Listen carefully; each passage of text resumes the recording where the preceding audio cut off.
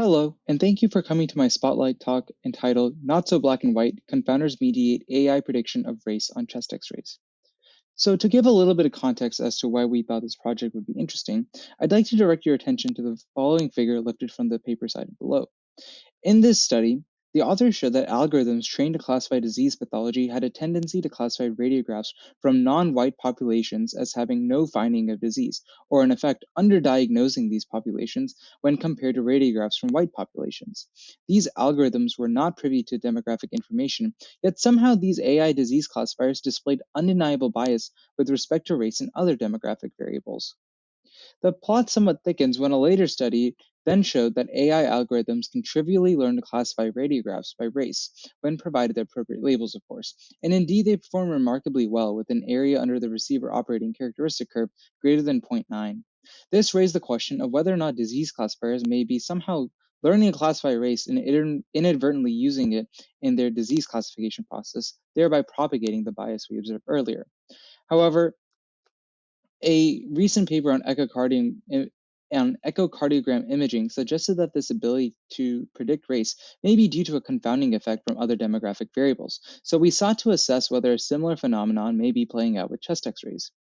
We began by training a ResNet34 classifying model on CheckSpurt data.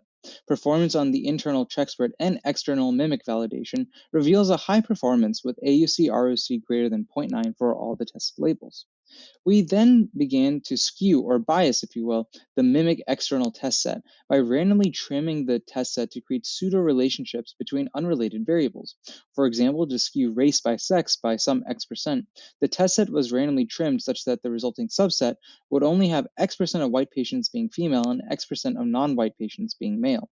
Similarly, with age, X% of white patients would be made younger than 41 and X% of non-white patients would be made 41 or older.